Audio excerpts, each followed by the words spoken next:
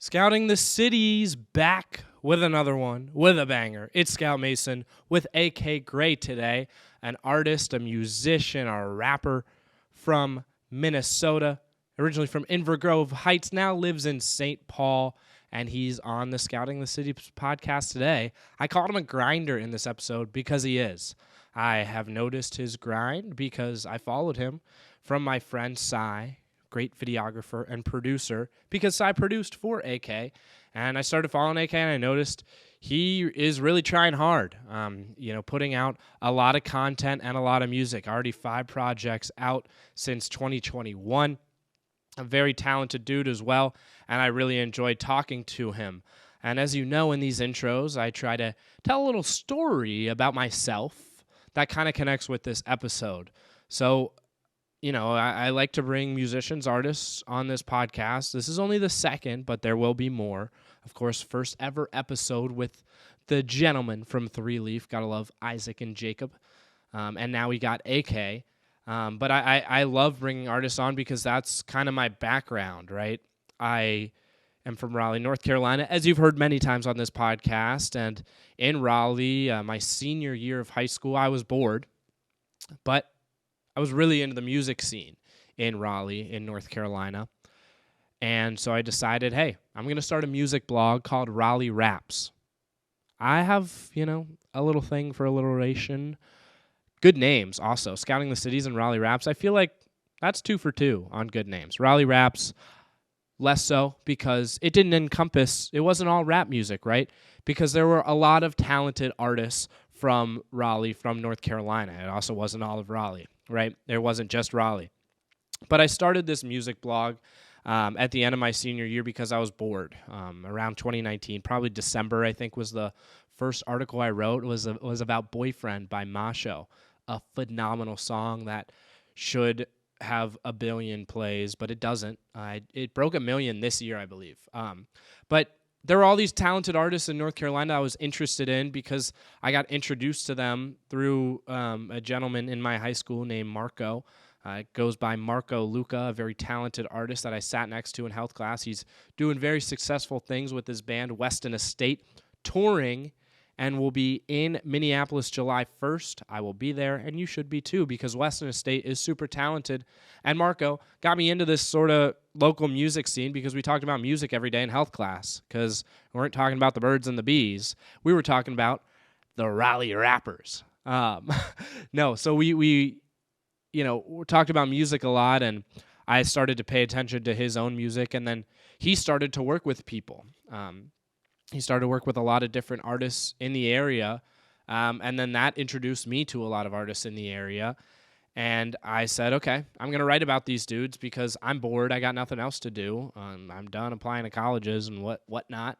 So I started this music blog, and I watched a lot of guys really succeed together. 2018, 2019 was a very crazy year for North Carolina hip-hop, R&B, rap. Like, it was awesome to see. There were tons of talented artists that were coming out. Curtis Waters, one of them. Fun fact, I was the first person to write about the song Stunnin', and I said it was going to blow up, and then it did blow up. I guess I kind of called it, like, whatever. But yeah, there's Curtis Waters, Marco, Weston Estate, who, like I said, they're killing it. You had Kevin Powers, who's headlining a tour now, I believe, or maybe already headlined. A YSB Trill, who's headlining his own tour, just announced it a few days ago. You had Les the Genius, Zach Kokis, Jackson Free, who's now writing for one of the top country artists, around Kane Brown, one of the top country albums of the year. I believe it was last year.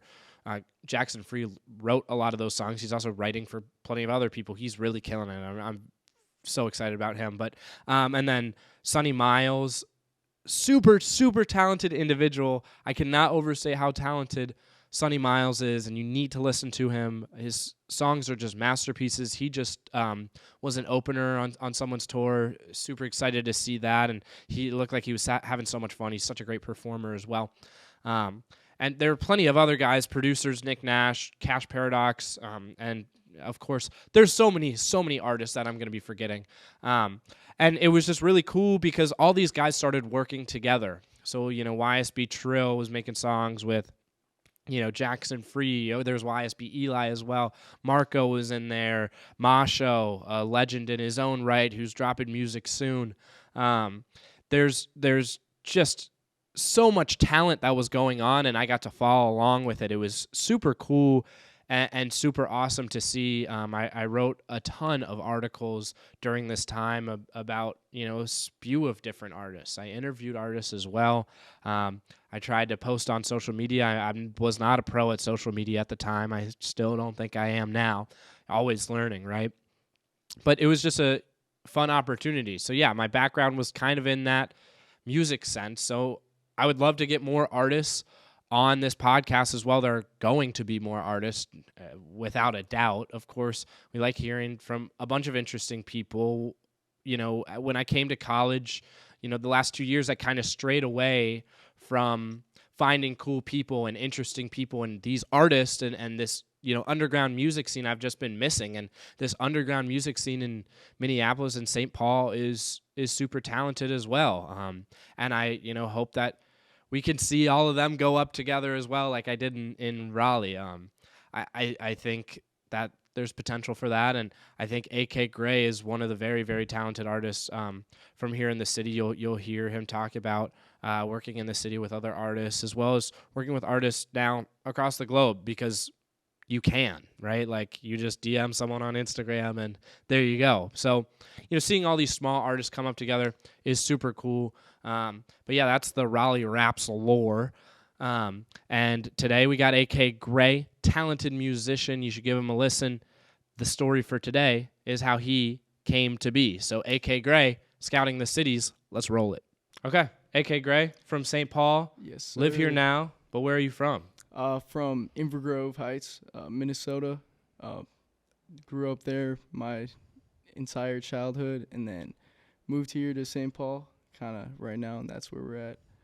Yeah, so growing up in Inver Grove Heights, right, you come here to University of St. Thomas, and I've noticed you started doing music like 2020, or at least posting on Spotify, right? Or at least what's on Spotify now. Yeah. So when did you start doing that? Back home, or? Yeah, so I got into music at a very early age. I was always surrounded by it.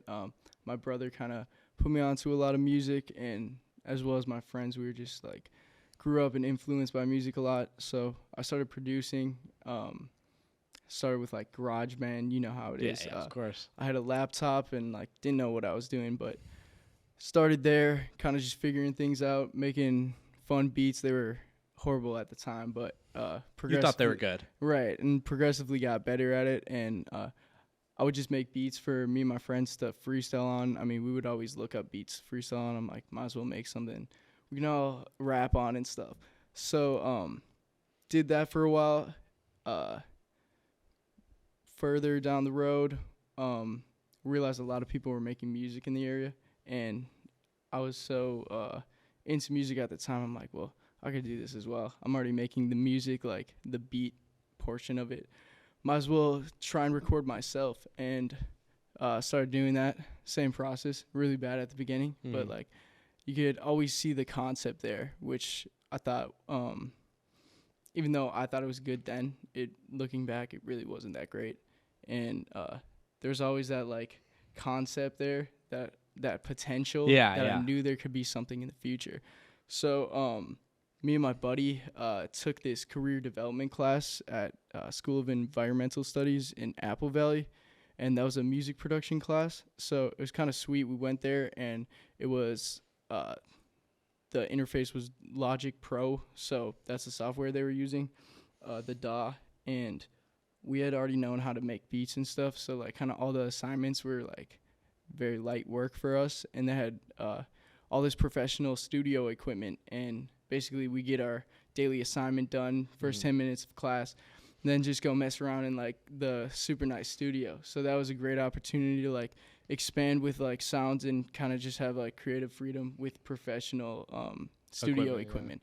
So that was sweet. We were able to like make a lot of really cool songs back then, and like I said, like we weren't the greatest back then, but the potential was always there. Yeah. So growing up there was tight. Just me and like my pretty tight clique of friends, and kind of hung out, skateboarded a bunch, like little kid stuff. Kind of just hung out, made music, listened to music. Yeah. So was that you said it was in Apple Valley, the like class? Yeah. So was that like who was in the class with you? It was other people taking a career development course. I mean, there was an engineering one at another school, as well as like I think there was a business program, and we love music, so we're like, yeah, it's totally something we could see ourselves doing. So we went into there not really knowing what to expect. It's just a music production class, and we did that. It was a great time. Like I said, we kind of had it on lock coming into the place. Just all the assignments were kind of like pretty easy. Yeah, basic entry-level knowledge on Logic Pro. So we were able to kind of do whatever in the studio. Yeah, it's pretty sweet. Just other people in the class, I guess. Yeah, just other people wanted to take the class. A lot of them weren't as advanced because they didn't make music prior to the classroom. But it's cool. There was one assignment that I remember we were assigned. It was called, like we had to write a music analysis every week. So we select a song and then kind of digest it. Yeah. And say, like, I like the snare pattern on this, the synths here, the reverb on this artist's vocals are great, whatever, or I don't like this part of it, and kind of just dissect songs. And that was actually really helpful. It got kind of tedious after a while. I'm like, we got to do another music review. But it was pretty sweet. And going into music, you kind of can never look at music the same way again. And, like, I'm sure you know that with, like, videography. Oh, for sure. Like, watching, like, TV shows, movies, and you're like, that, like, yeah. I'm like, that was like not a good edit right there. Yeah, it's like, they could have done better here, or like, you're just overanalyzing everything. So part of me would like to be back in that blissful moment like you don't know anything. I don't even know. This is just like a sweet song, whatever. Now every time you hear like a bad 808, you're like, God damn, what's he doing, man? Yeah, exactly. But also in the same light, I kind of like the raw, authentic sound, because that's how me and my artist friends came up at like a very low entry level, and you could still see the potential in it, but it wasn't necessarily polished yet. Yeah. So just getting it figured all out, and I'm sure like using that equipment, just like being honestly just having to go to that class. What was it, like twice a week, or like? Yeah, it was every day. Just really? Yeah, second half of class. So like we'd have our whole school day, and then last 2 periods, which is pretty big chunk of class time. So spent a lot of like, it was junior and senior year of high school. Oh, that's awesome. So for that whole last 2 years of high school, we would just be grinding out music in the studio, pumping out song every day. Like I would cook up at home on my laptop, bring the beat I cooked up the night prior, and my homie Tim, who I make a lot of music with, I grew up with him.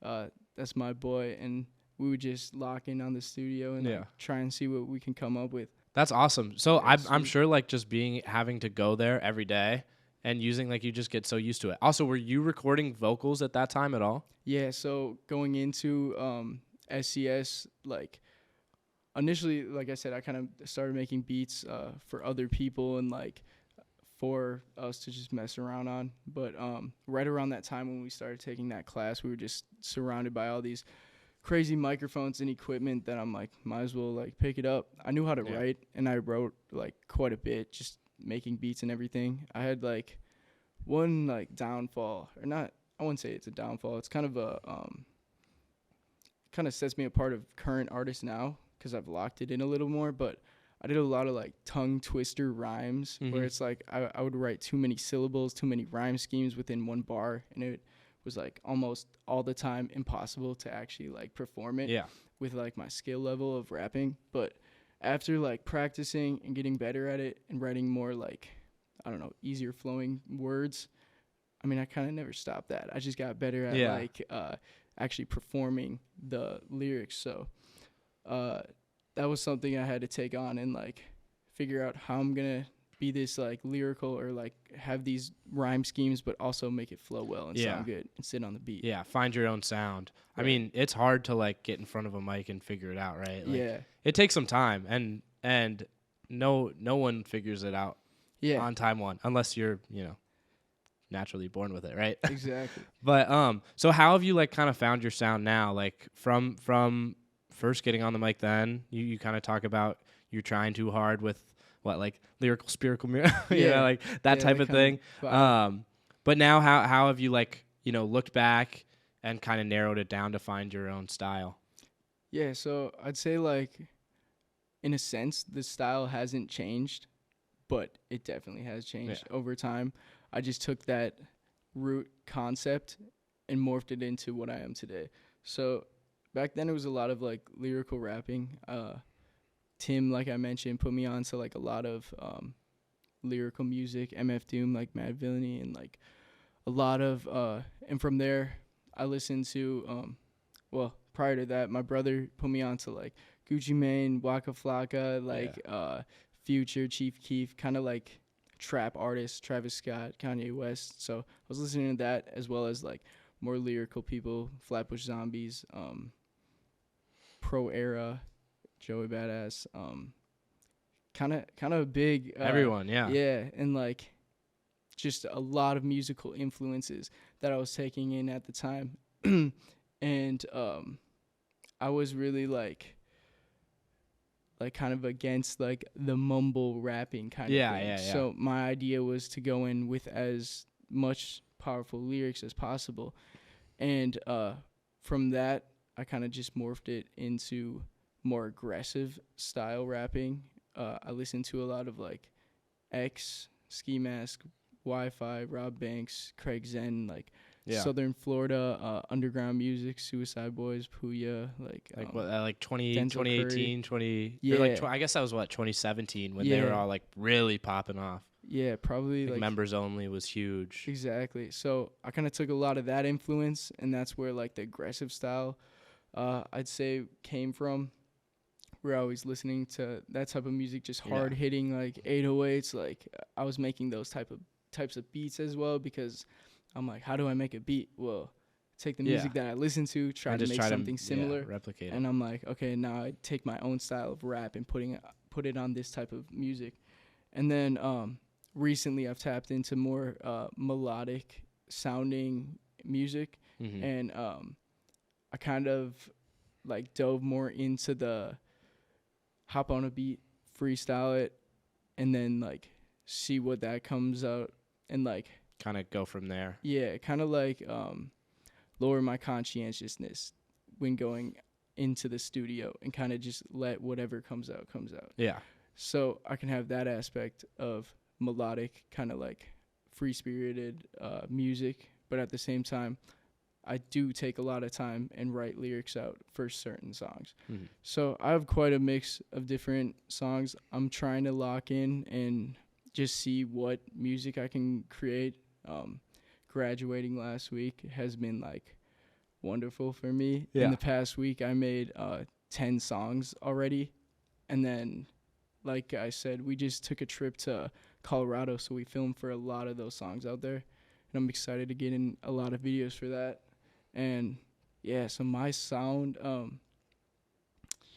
trying to think, it's hard to put a label on it. Yeah. One thing I did, which was like kind of a spin-off of hyper pop, I called it hyper trap, and just pitched up vocals, high energy, hard rapping, kind of that like dirty South, like trap, hard hitting funk type of instrumentals, and I'm just like going really hard on it.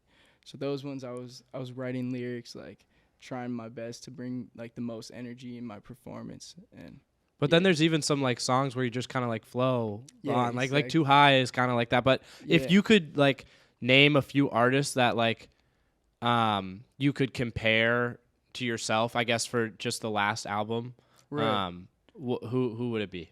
Yeah, so Arete, the last album, I actually just dropped an EP called Techne, which was almost like a deluxe to Arete, I'd say. And that one was more of just that whole track or whole EP was just freestyle, just going with the flow kind of. Arete had quite a mix. I'd say like it's a lot of that like an element of that new rage style, Playboy Yeah. Cardi, like Yeet, Can, like those type of artists, Summers. Kind of like their beats, but still my like lyrical writing on top of those beats and like high energy.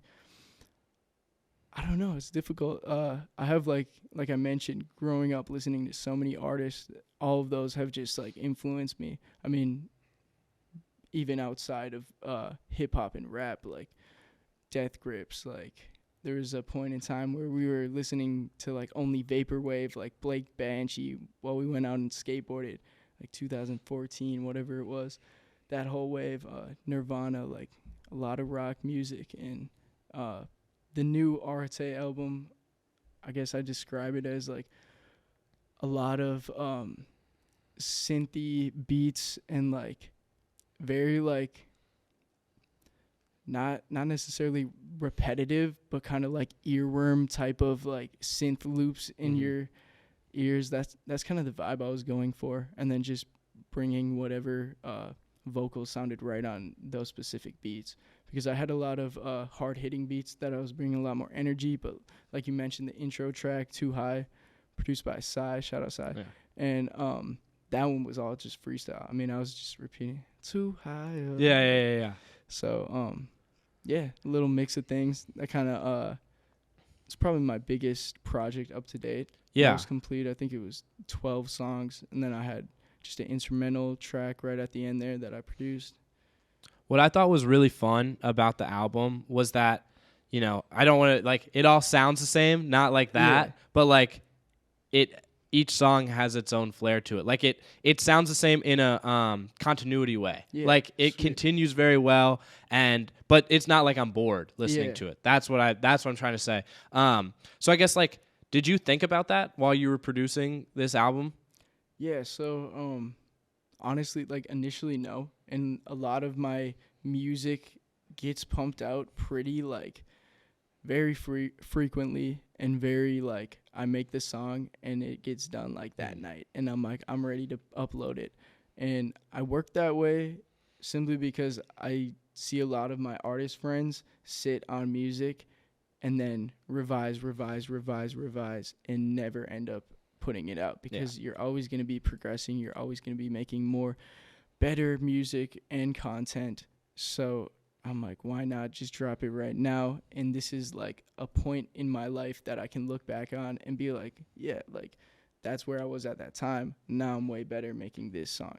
So even before, in our early like music that was released, I look back and I'm like, yeah, it wasn't the best mix, it wasn't the best beat, whatever, but the concept was there, the potential was there. If I never dropped that, I would have nothing to look back on and be like, dang, I came a long way. For Arete, it was a little different story though. This one I did take a decent amount of time. I mean, the most time I've taken on almost any like album or project I've done. I just had finished Birdface 2, which is the sequel EP to my first Birdface EP, and that was like kind of like a spin-off of Scarface. I was like A.K Montana, and like just filmed that whole video in Banff, Canada, in Glacier National Park in Montana. Came back. I think the first track I recorded on that was Talk to Me with Knockstar. And that's my homie too, Noah. Yeah, he's been my homie since like high school, you know, and we've always made music together. And basically we just hopped on a beat and kind of freestyled that song. And that was like the beginning of kind of a new sound for me. It was more of the melodic, like less of like if you look at my Birdface tapes, it's all like just like bars, hard hitting, like super aggressive type of songs. And yeah, this one was like, all right, Arete, it's gonna be something new. And made that song, made a few other songs, and over the course of like maybe a month or two, we kind of got a collection of songs that I'm like, these are solid and these can fit in a project. So to an extent, I did plan to have it sound like cohesive, but at the same time, I didn't initially start with the end goal of being like, this is going to be Arete, a 12-track project that all sounds like this. I kind of just made music, and then like it just fell in my lap, and I'm like, all right, sweet, these sound great. And then behind that was the merch, similar to this. And I think the imagery helped a lot because I released the song I Don't Really Need Shit. Sorry, I don't know if I can curse. No, that's fine. No. So I released that as I made that a freestyle. It was very freestyle, very mumble rappy. Exactly what I like despise starting music. But you've turned into your greatest enemy or whatever. I mean, I kind of figured it out too, and I understand why people enjoy it so much. It's just like, it's fun. One, it's fun. Two, it's very like relatable. Oftentimes you're like, I can't even understand what bro's saying. He's like rapping at like however many beats per minute, like I get why people don't like that version of my music. And then so anyway, I dropped I Don't Really Need Shit on Instagram. I was in Rome visiting my sister. She was studying there abroad, so I just did a quick trip over there, and that was really cool. Italy was so beautiful, and I got a lot of really cool footage of the scenery out there. And I was at the Vatican, and I was like, I literally asked my mom just to take an iPhone video of me walking down these columns, and I was like, I don't know, I just want a video, and like had her film that. And I got home with the footage. I was editing videos for a different EP I made called Earworm, and that was kind of just a one-off EP I did, similar to like Hyper Trap. I made a lot of music.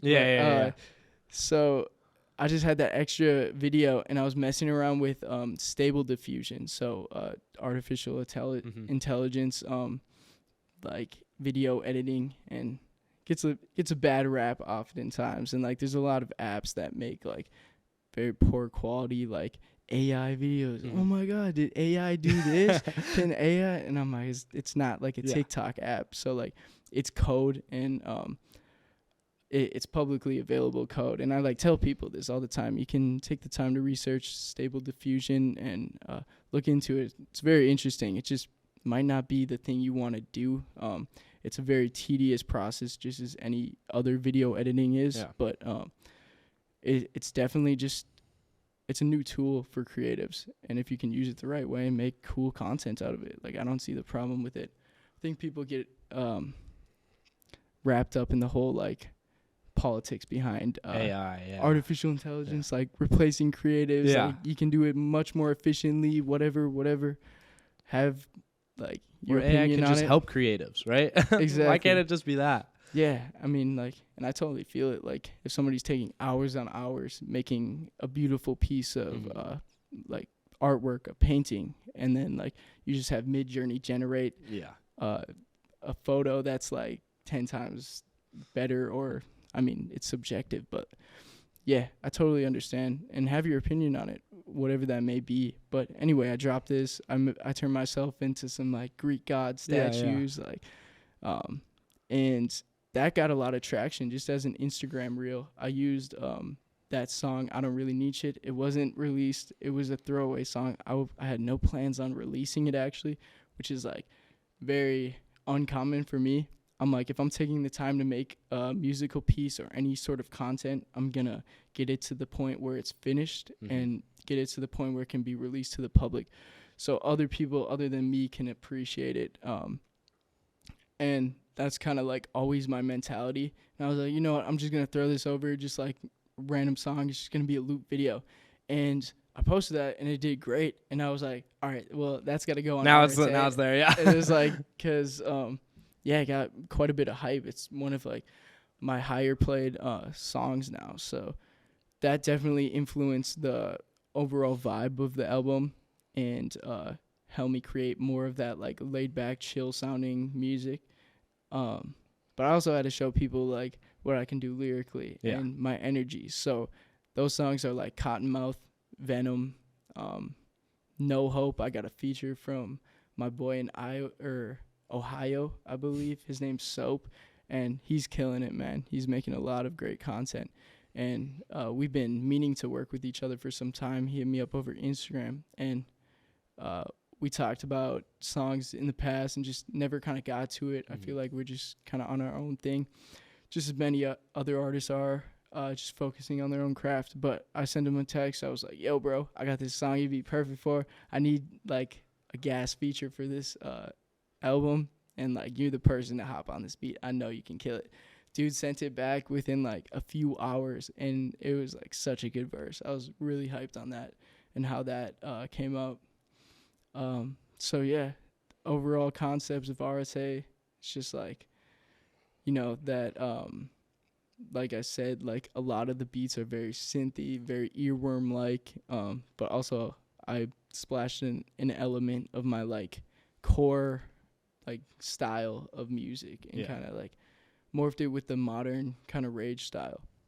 I thought the style of the project as a whole, along with what you dropped, like you're talking about the AI, like, video and everything, you, like, kind of had that throughout everything that you posted with it. Yeah. And it matched so perfectly with the sound, I thought.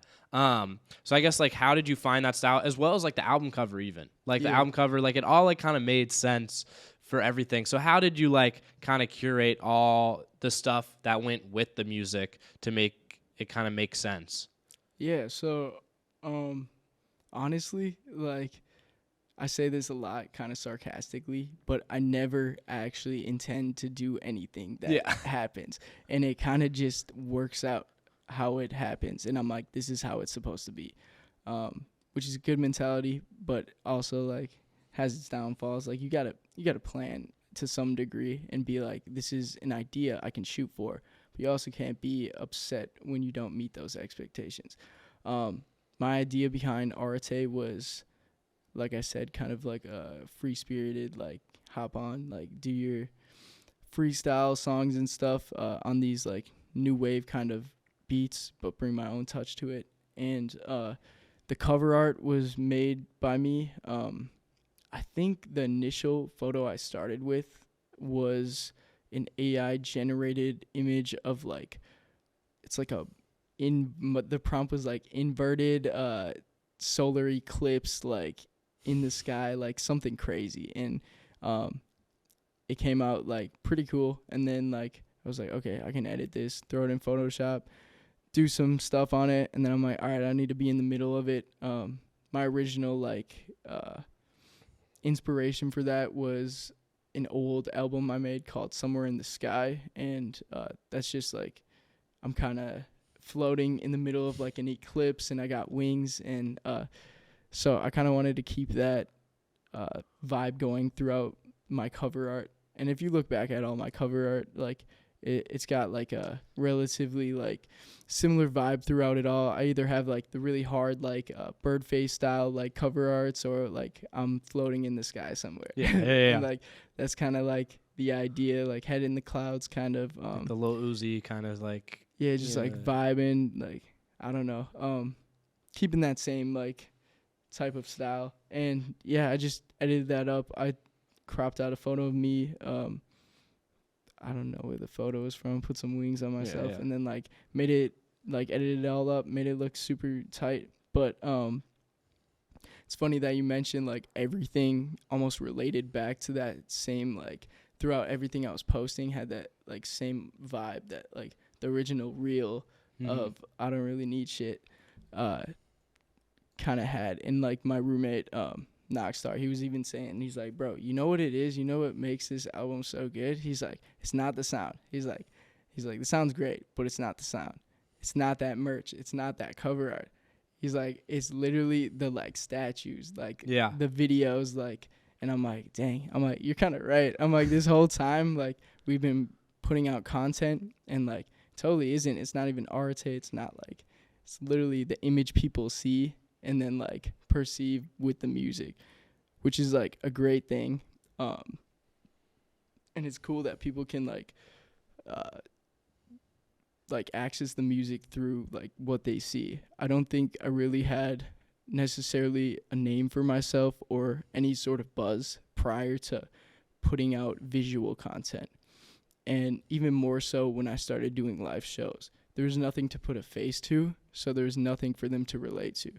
Now when I'm posting videos, I think it's a lot easier for people to, one, in like a day and age with like very short attention span, like TikTok, Instagram, whatever it may be, everyone wants to see something stimulating. So if it's just a photo of like your SoundCloud link, nobody's gonna like click on it unless it's like a great song and they're like, wow, I need to hear whatever this is. More likely than not, they're gonna be on a TikTok video and they're gonna be like, I like this song, I want to use it for my TikTok or whatever the case may be. But I thought that was hype. That video was an accident as well. Like, I was just messing around. That was like my first video using that local stable diffusion model and trying to see like how it works. And it turned out pretty well. People liked it. Yeah. And I just posted it randomly with a throwaway song, and people liked the song as well. Maybe just because of the video, maybe the song was like actually better than I expected, but I love that song. Yeah, that was one of the like adds to the playlist. Listening to the album. Sweet. Man. So you are like kind of a grinder. You post a lot, like in a great way. Like, thank you. I post a lot too, right? But like you post a lot. You make merch. You have albums. You're making music on top of all this that you release pretty quickly as well. I don't know, where does that come from? I don't know. I have a good work ethic. I like to get the content out as soon as possible. Like I mentioned, I don't like to sit on music. Otherwise, it kind of just dissipates after a while. You don't get back to it. Revision up until the point you're like, I'm making better music now. This old stuff sounds outdated. I'm not even going to release it. So I like to get the content out as soon as possible. I don't know where the like work ethic comes from. I just love it.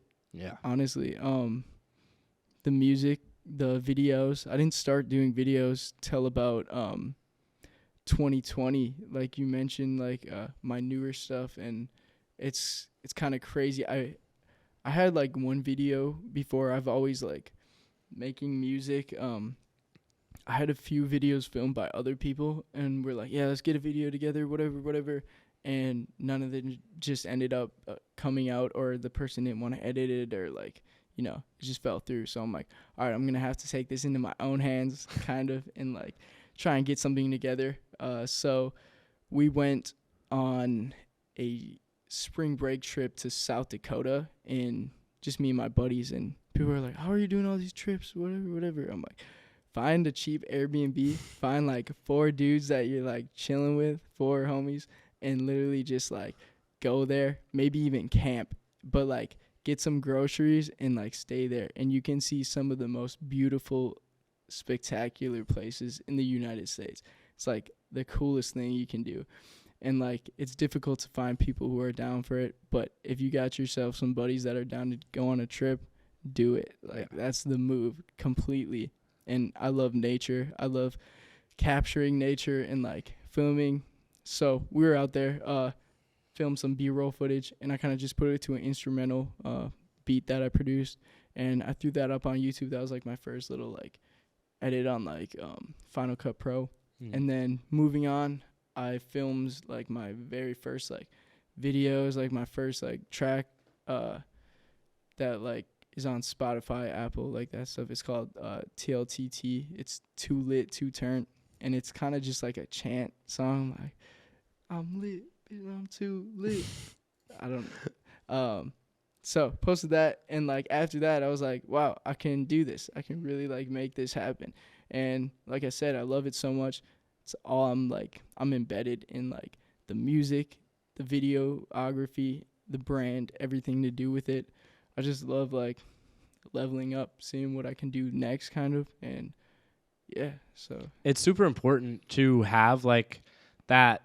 You said it earlier, like a face to a name, right? Exactly. Like music videos are so crucial because like I whenever I think of like, or whenever I'm listening to a song, or I listen to a song more if the music video is really good. Just recently, like, you know the song "Strike" by Lil Yachty. The I got strike like I missed it. Strike. It blew up on TikTok. Like his Okay. sister posted like a video and leaked it. But anyway, he did a Lyrical Lemonade video with it. You know Lyrical Lemonade, Yeah, like of Cole course. Bennett. Yeah. And that music video, masterpiece. I love it so much. Like Yeah, it it's a is great amazing. And I didn't really like the song at first, but I kept coming back to the music video because I liked it so much. And now I love the song. Like it'll be stuck in my head. Like that stuff is so important. And I feel like when I see your stuff, I think of like the switching heads and stuff, and like Yeah. that vibe, especially for the new album and everything. So I think that like, I mean, you know, just what you said, like that, like kind of culminates everything. So and then like merch and everything. How did Yeah. you like get into doing that stuff? So, like I said with the brand, I don't know, just like kind of everything accumulated over time. I had the music, like the very root of it was the music. I loved music. Growing up with it, started making beats, started rapping on my beats, started making more music, started doing videos for music. I got attention from other producers, and then I started working with other producers. One notably, like point in my career, Eli, E3 hit me up. He's a producer. He produced all of Birdface 1, Birdface 2, and Birdface 3 is coming out soon. So that's going to be really tight. He locked in with me. He's from Miami, or Florida, and talked to him over the phone quite a bit. He's like, yo, I messed with this video you just posted, more that name to like face kind of thing. He actually saw me doing something, and like I hit him up prior, like I was following him. I'm like, these beats are hard, bro. Like send me something, whatever. And he posted one crazy beat, and I was like, dude, I'm like, let me buy this right now or whatever. And he's like, I'm gonna have to give it to somebody else, because he works with a lot of very talented, like successful artists. Like fuck it, like he's worked with like a lot of like established artists, Yeah. like, and I'm just kind of like this random guy from Minnesota. Yeah. And like I even talked to him on the phone. He's like, bro, no way you're from Minnesota. Like he's like, that's like middle of nowhere. He's like, that's just like crazy to me. But anyway, worked with him, and that kind of birthed the new sound. It got me. He ended up giving me the beat, and I was like, yo, I gotta go crazy on this beat. Like he actually gave it to me. So that was that song was called Pharaoh Flow. It's the first song on Birdface 1, and I don't know, I just like spit on it. It was like very lyrical, like hard hitting sound, and released that, got in that mode, and I was like getting traction from that first Birdface video. It was the first thing that I like filmed with like a 360 camera, like drone footage out in nature. Like the first video, we were out in a desert in Utah. It looked like Egypt or like Saudi Arabia or like some crazy setting, and that traction gave me like more confidence to like go further, I guess, simply put, and I just kept going with that. And around that time, I was like, I had the cover art, which was like a Scarface ripoff kind of, so it was like me in this classic Scarface split, like The black cover and white. art. Yeah. So my merch idea was make split black and white T-shirts, and then put the cover on the back. And so I got a bunch of black and white T-shirts and started cutting them up. My grandmother, she moved here from what is now North Macedonia. It used to be Yugoslavia when like before everything happened. But she came here to the U.S. and she opened up her own tailor shop. So she's a tailor, and I was like, yo, Baba, that's what we call her, which means grandma in Macedonian. I'm like, Baba, can you help me out with some T-shirts? And so I went over to her tailor shop, and I had her help me out with sewing together black and white T-shirts, and we just made a bunch of T-shirts. And I started making those. People were hyped on that, and like that whole imagery was behind the bird face, just as like the statues and kind of like Greek god, like in the sky type of vibe is for Arete. That whole vibe was with bird face, and that was the whole vibe and imagery during that era. And fast forward a bunch of projects later, Arete, I'm working with, so everything was made by hand. I made a bunch of like the split tees. I made a bunch of like horned hats and like just whatever. I think like fashion and designing clothing's really cool. I'm hyped on like a lot of clothing and stuff, and like obviously if you're in a video, you gotta be like a rapper and like wearing a bunch of you gotta be sweet wearing nice clothes stuff, and stuff, and like so I'm like I think a lot of designing stuff is cool, and like might as well make your own clothes too. Yeah. So I got a bunch of like split shorts, customized hats, and like stuff like that. I just think overall brand is like fun to like keep developing.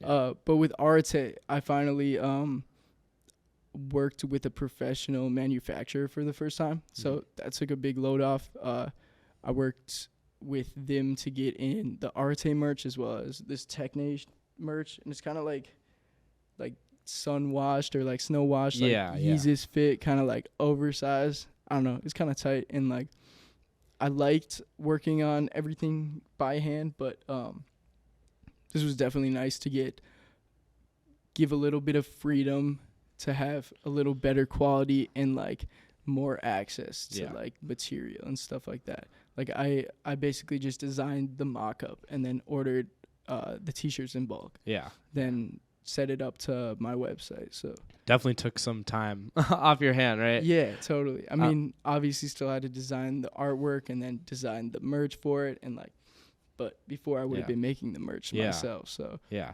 You getting everyone involved. You had your mom record the video, your grandma on the original merch. Totally, dude. My sister filmed the video of me, A.K Darko, in front of like Leaning Tower of Pisa when I was out there visiting her, and like my buddies, I'm like, they probably hate me by now. I'm like, yo, can you just get a video real quick? I'm gonna go jump on these like rocks on the side of this mountain. They're like, sure, bro, whatever. But once they see the product, they're very hyped on it. So like, I'm like, look at, this is what you filmed, bro. And like, obviously I did a lot of post-production editing, but my girlfriend filmed me in Mexico. We went for a little bit, and I was like, all right, I'm going to walk down this boulevard. Can you film me? And like, that was Cottonmouth. And I did a lot of like AI video on that. 4K was another one of those videos she recorded for. We were ripping up on some ATVs and like, I don't know, a lot of cool stuff. I just like to get a lot of scenery, a lot of crazy stuff going, and like make it look cool. Like, it's fun, and just like add the music with it. So I mean, taking that step to have like a bunch of post your face, you know, all the time and everything, and even going out and filming in public, like you gotta have some confidence for that. Have you always had that confidence, or does it help to have like your friends be supporting you, your family? Yeah, it definitely helps to have people supporting you. That's no doubt. Like within everything you do, it's great to have people supporting. But I think I always kind of had the confidence. I think I like since a young age, I thought I was gonna do some sort of like acting or like, I don't know, something like, I did like a little bit of like theater stuff, but like I was never good at it. I always wanted to go off script and like just mess around. And then, I don't know. It wasn't and your really teachers my did vibe. not like that, I'm sure. Nah, and like yeah, I don't know. I kind of had like an extrovert personality type, but like I'm also very introverted at the same time. Just like, I feel like everybody's like that in this generation. They're like, well, I'm very extroverted with the people I like. Like, I don't like a lot of people though. And like, I don't know. I do have quite a bit of confidence.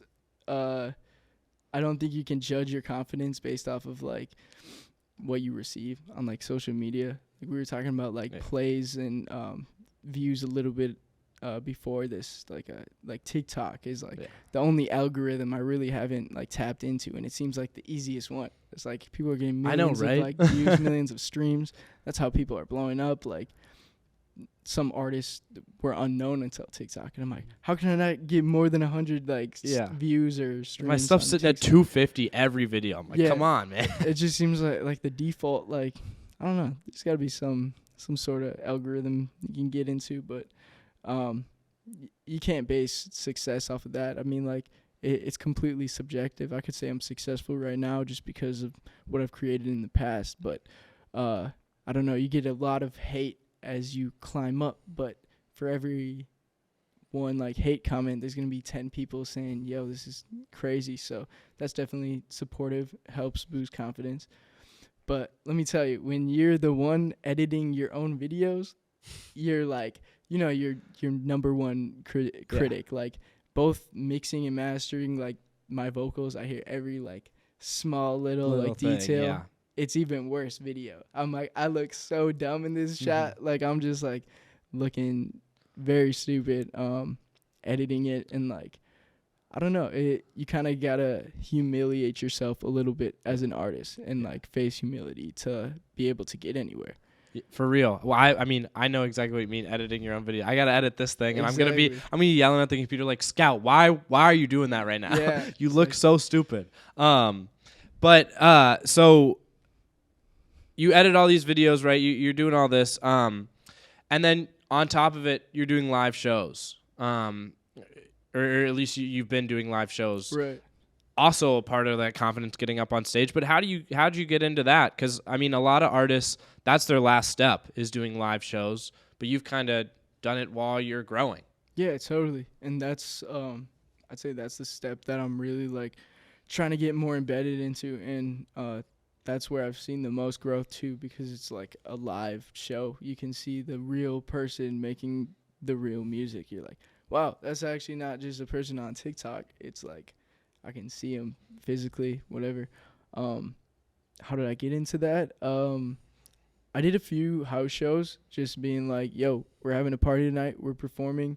Me and my buddy Tim back in high school, we had like a homecoming party and like another just random party, and just performed there and like got our name out a little bit. People just show up to see us perform. Like, what do these guys know about music, whatever. It was fun though. We did a lot of house shows. Moving on, in college we did a show with Kairos. Lucas Lorenz kind of took things on with that and set it up for us pretty well. And we did a frat show at Sigma Mu at the U of M, and that was really fun. We had a lot of people turn out for that. Then further down the line, we did something at Treasury, and like I said, stuff is in the works right now. I got a show coming up June 17th. It's called The Freak Show with Self Same and a few other talented artists from Minneapolis. I'm yet to meet most of them, but I'm sure it's going to be a great show. There are a lot of talented artists, and from what they've posted on social media, it looks like it's going to be a pretty turned up show. A lot of mosh pits and like getting hyped up.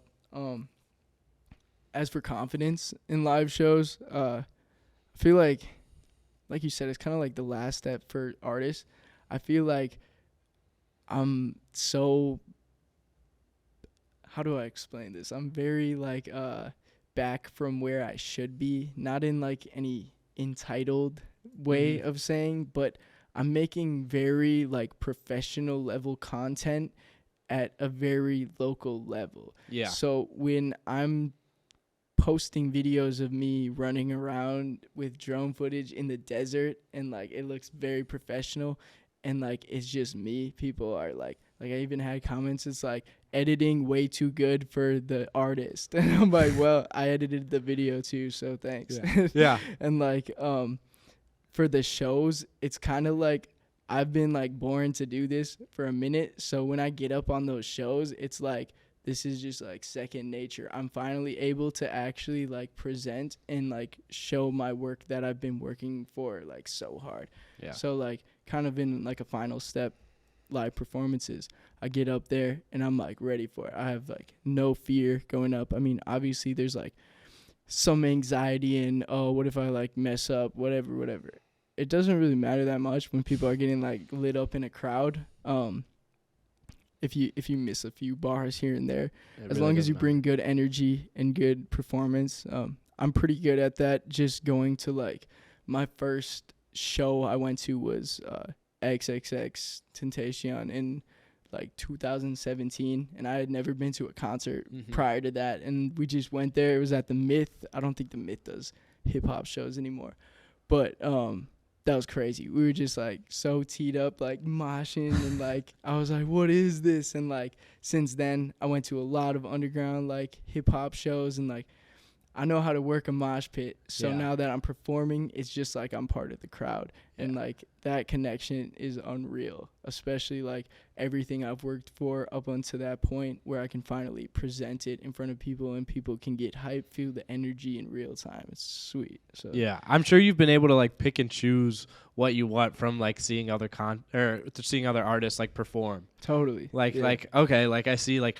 I remember because I was a huge X fan too, like Yeah. back in the day, and I remember watching his shows. It looked like so much fun, and he like could control for sure. Like I'm sure that was like unreal experience. Oh yeah. Yeah, he had a crazy stage presence. It was wild. Well, he just like had presence to him. I feel like he Yeah, just like totally. yeah. Every time I like saw like videos of him, pictures of him, it was like yeah, I respect that dude.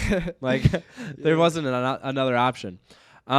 So and then you're working with all these artists doing these shows as well, and Yeah. like other people in the community. How would you describe the Minneapolis, Twin Cities, I guess, music scene, like and working with them as well? Yeah, for sure.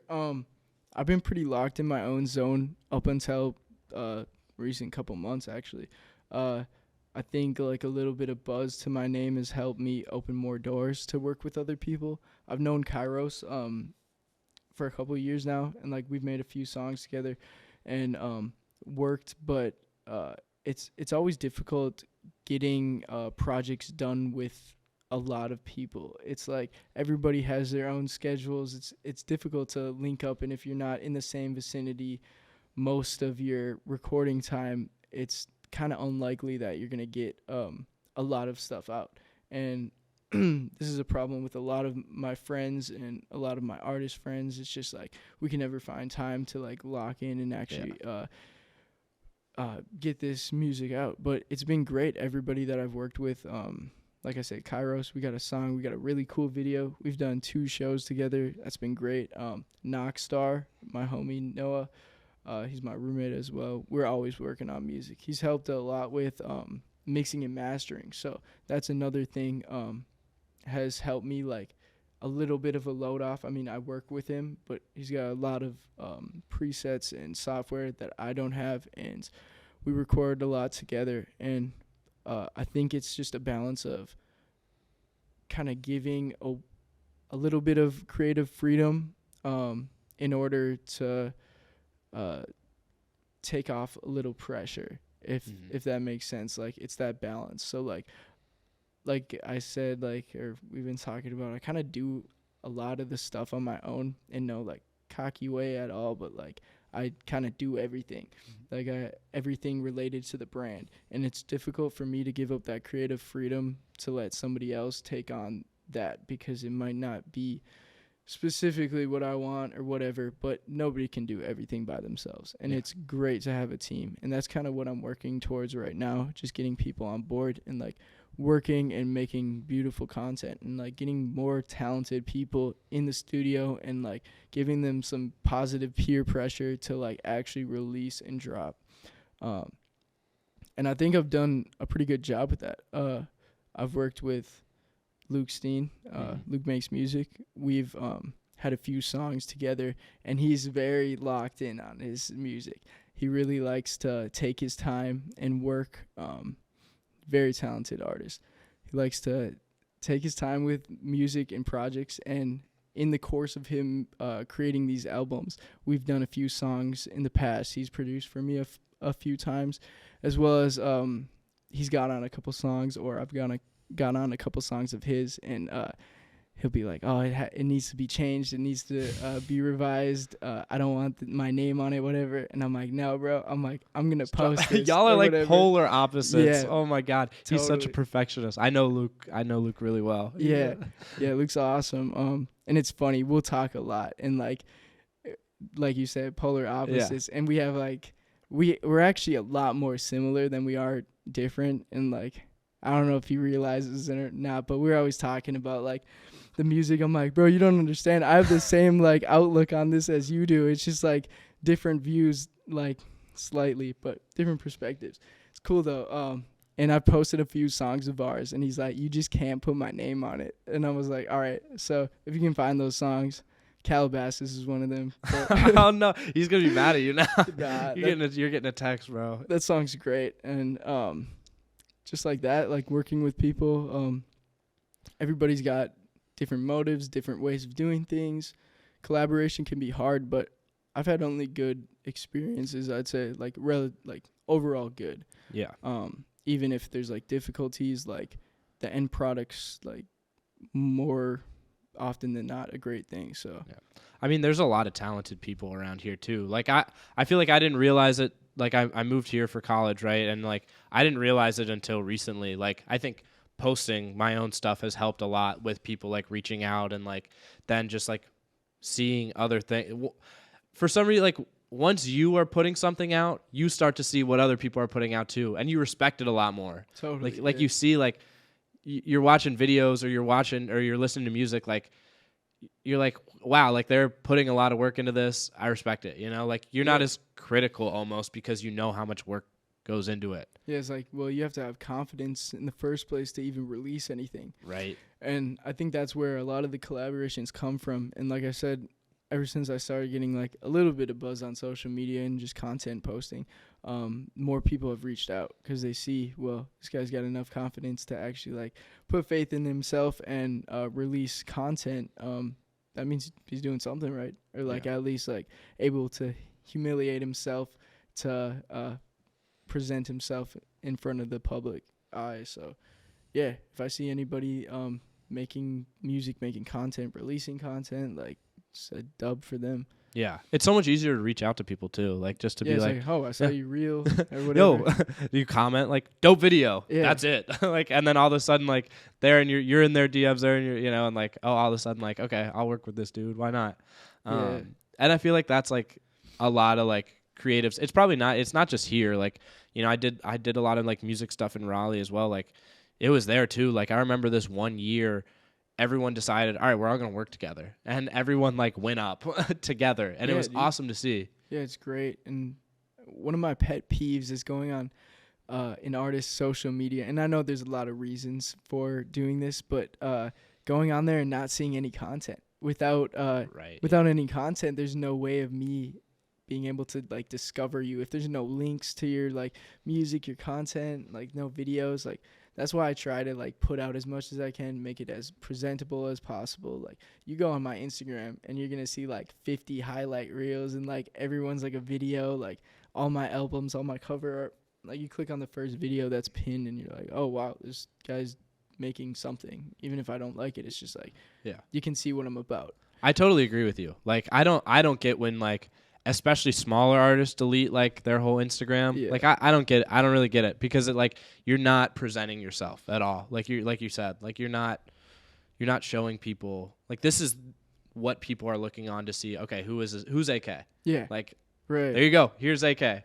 But if you don't have anything, like you can't really tell. Like and people do not want to click off of Instagram. They don't. Like if you can make it so they don't have to, perfect. Like, and then they might be inclined to do so. And then they see, and they're like, oh, what else does this guy have? Yeah, on YouTube or whatever it may be. Yeah, that'll be 2 or 3 videos, right? Yeah, like finally getting down. So you talk about like doing this professional stuff on a local level, which I totally agree. Like you are really putting out. I think you have a correct mindset. Like, I mean, this is my mindset as well. Putting out as much stuff as you can in a professional manner and keeping it locally, at least for now, right? Like. But then what are the next steps like in building your brand, in trying to, make it more than locally? Right. Yeah, I kind of had a conversation with my dad this morning about this, and he's like, well, how do you expect to scale it? Is it scalable? And I'm like, well, of course it's scalable. I can show you examples, just like any other artist who has made it in the industry. Me, personally, like it's scalable on a lower level. I started with 0 followers. I started at 0.1. I made a random Instagram account called AK Music. It was me and my buddy Tim. It was like both of us together, and I was like following a bunch of random people. Just like I don't know, I'd go to like Suicide Boys and go to their likes, follow everybody who liked the post. I'm like, these are the people I want to like, because we're gonna try and make music like that.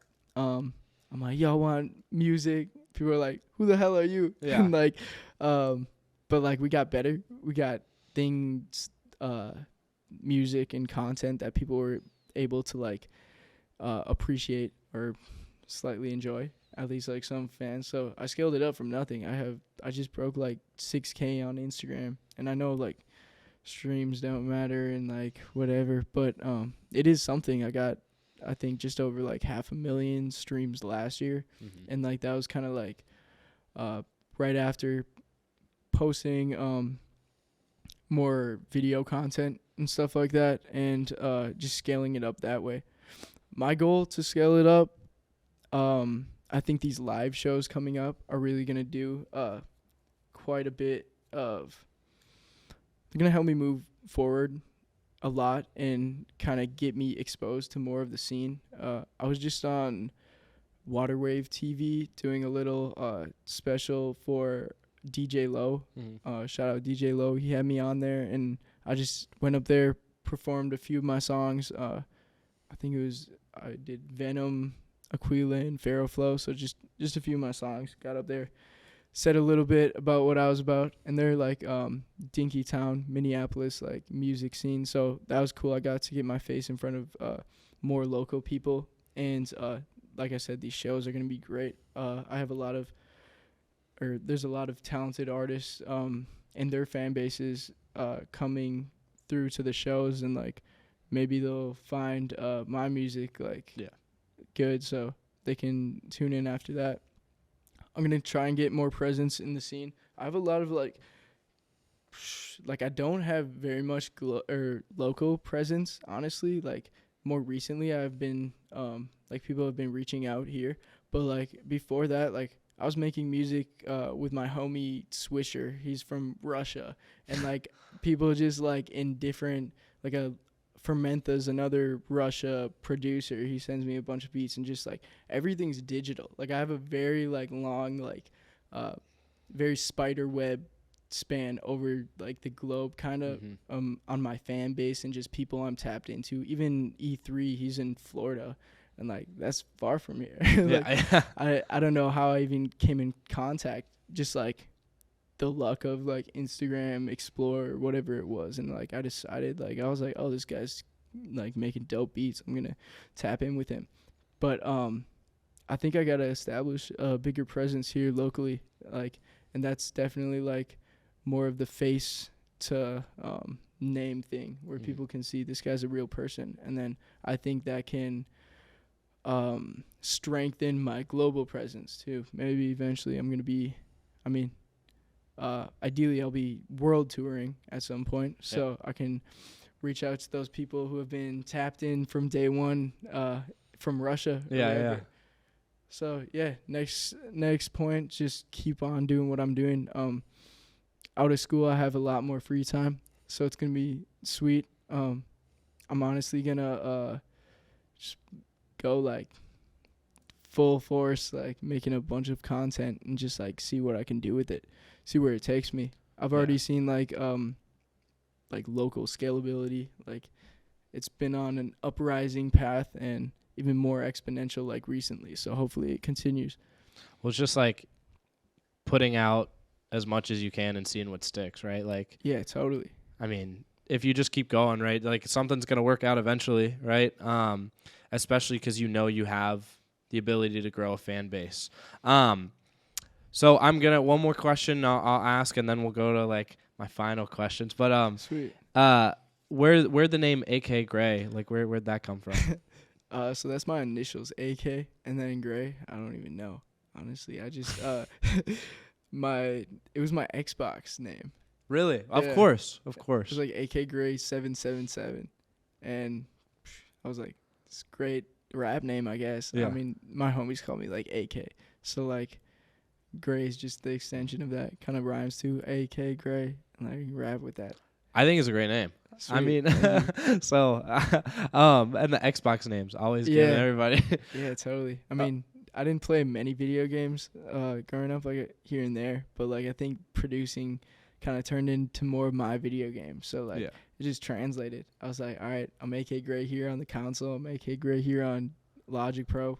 So works out, right? I mean, I think it's like a name that rolls off the tongue. So I'll ask, what is your favorite album of all time? Oh man. Favorite album of all time.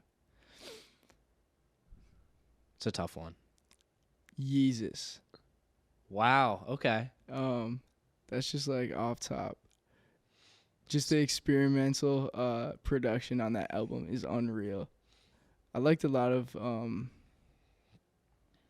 don't know.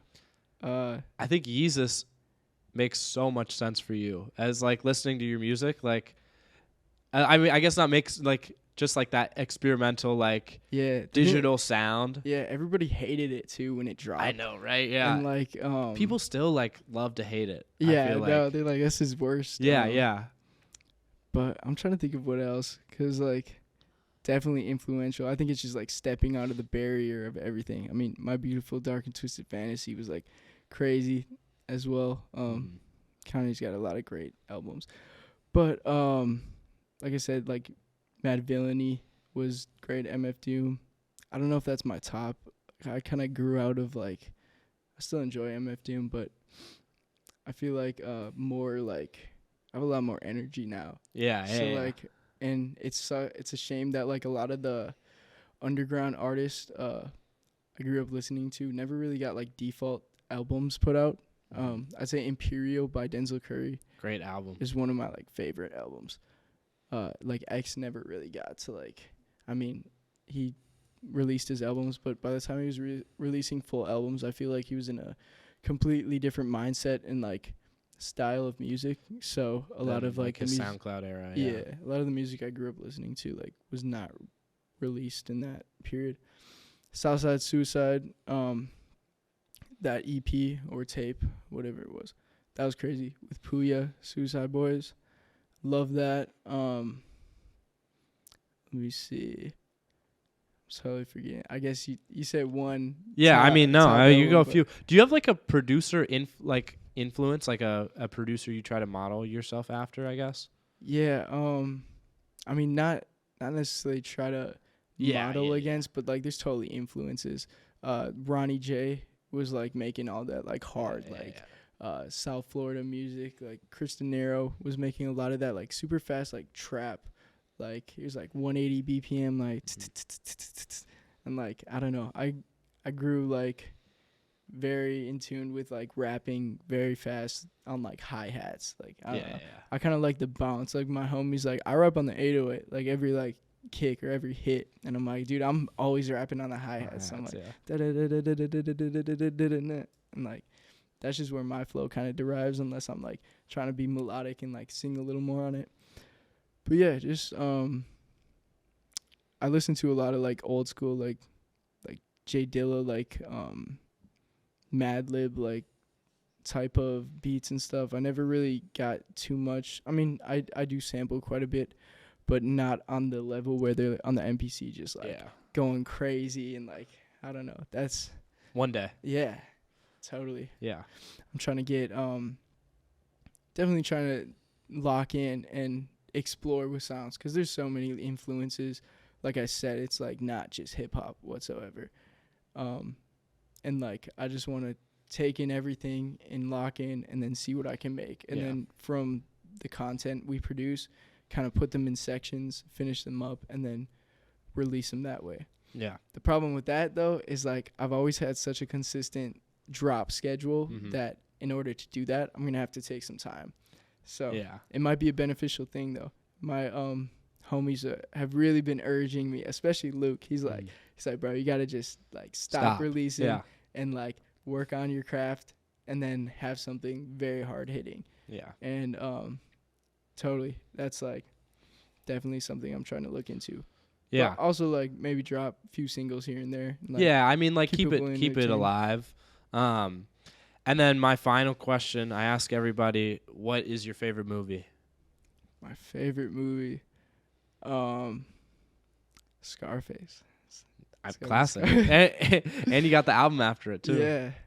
Yeah, Scarface is definitely a great movie. When did you watch Scarface for the first time? Oh man, I think like I feel like my dad might have been watching it when I was like very young, but I didn't watch it up until like high school. Like watched it. I've seen it so many times now, and especially like recently I was like, all right, I'm making this new album, I gotta get in this mode, so I just throw on the like movie. I gotta kind of encapsulate Tony Montana, Al Pacino as like a character. Try and see if I can get influences in even just like clever lyrics and bars I can throw into the songs that I record. Yeah, that's such a great movie. I mean, I remember the first time I ever watched it. I was 14 years old, and my sister's. It was the weekend of my sister's graduation from college. She's a lot older than me, but and I remember watching Scarface on. It couldn't have been my laptop. I didn't have a laptop at the time. Yeah. Someone's laptop, or I watched Scarface, and that movie is just like it's so beautifully done, and like it just fits perfectly, and like because I saw it before Goodfellas, which I love Goodfellas. Goodfellas I put up higher than Scarface. I won't lie, but Scarface, man, and Al Pacino is obviously legend. Yeah, I love the story, just like him getting here, like just trying to make it by any means, and then like I don't know, his like the corruption of all the wealth and everything kind of consumes him. Yeah, and I see myself in him like a little bit, kind of just like you're like you don't stop, like just like keep on going, whatever. But I'm hoping to have enough self-control when I reach the top. So that's kind of the vibe. Yeah, not end up like Tony Montana, I hope. Exactly. Extended all right. Scene. Yeah, well, AK, I appreciate it for coming on. Appreciate you having me, man. Yeah, it's been super fun. Thank you.